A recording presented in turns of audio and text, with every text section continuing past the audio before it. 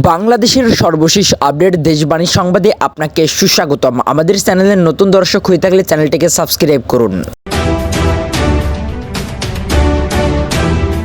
নতুন ছাত্র সংগঠন ঘিরে যা ঘটল ঢাকা বিশ্ববিদ্যালয়ে। যাত্রা শুরুর দিনেই বিক্ষোভ ও হাতাহাতির খবর দিয়ে সংবাদ মাধ্যমের শিরোনাম হয়েছে গণতান্ত্রিক ছাত্র সংসদ। এ ঘটনায় উত্তেজিত ছড়িয়ে পড়ে ঢাকা বিশ্ববিদ্যালয়ের মধুর ক্যান্টিন এলাকায়। নতুন ছাত্র সংগঠনের আত্মপ্রকাশের জন্য সংবাদ সম্মেলন করার কথা ছিল বুধবার বিকাল ৩টায়। দুপুরের পর থেকে মধুর ক্যান্টিনের সামনে সাংবাদিকরা অপেক্ষা করছিলেন, তবে নির্ধারিত সময় পার হয়ে গেলে সেখানে উপস্থিত হয়েছিলেন না বৈষম্য বিরোধী ছাত্র আন্দোলনের নেতারা। এক পর্যায়ে ক্যান্টিনের সামনে বিভিন্ন বেসরকারি বিশ্ববিদ্যালয়ের শিক্ষার্থীরা অবস্থান নেন। বিভিন্ন স্লোগান দিতে থাকেন তারা। তাদের দাবি নতুন সংগঠনে তাদের প্রতিনিধিত্ব নিশ্চিতের। তাদের মুখে শোনা যায়, আমার সোনার বাংলায় বৈষম্যের ঠাঁই নাই, ঢাকার সিন্ডিকেট ভেঙে দাও, গুড়িয়ে দাও সহ বিভিন্ন স্লোগান। কিছুক্ষণ পর তারা সরে গেলে নতুন ছাত্র সংগঠনের নেতারা এসে সংবাদ সম্মেলন শুরু করার চেষ্টা করেন। তারাও সংগঠনের নাম এবং মূলনীতি জানানোর স্লোগানের মাধ্যমে তারা বলেন, গণতান্ত্রিক ছাত্র সংসদ জিন্দাবাদ জিন্দাবাদ ও শিক্ষা ঐক্য মুক্তি মুক্তি। এ সময় আবার মধুর ক্যান্টিনের সামনে ফিরে আসেন প্রাইভেট বিশ্ববিদ্যালয়ের শিক্ষার্থীরা। মুখোমুখি অবস্থানে ধাক্কাধাক্কি শুরু হয় দুই পক্ষে। এমন পরিস্থিতিতে ঢাকা বিশ্ববিদ্যালয়ের শিক্ষার্থীরা ছাত্র নেতারা ক্যান্টিনের ভেতরে ঢুকে পুনরায় সংবাদ সম্মেলন শুরু করতে গেলে সেখানে গিয়েও নিজেদের দাবি তুলে ধরে স্লোগান দিতে থাকেন বিক্ষোভকারীরা। অবশেষে উত্তেজনার মধ্যেই সোয়া ৫টার দিকে জুলাই আন্দোলনের নেতৃত্ব দেওয়া ছাত্রদের অন্যতম আবু বাকির মাজুমদার নতুন দলের মাধ্যমে নাম ঘোষণা করেন। সংগঠনের কেন্দ্রীয় ও ঢাকা বিশ্ববিদ্যালয়ের শাখার কমিটির নেতারা নাম জানান তিনি। তাড়াতাড়ি করে নাম ঘোষণা করা হয় কমিটির। তখন বিক্ষুব্ধ তরুণরা সংবাদ সম্মেলনের টেবিলের সামনে চলে আসেন। জুলাই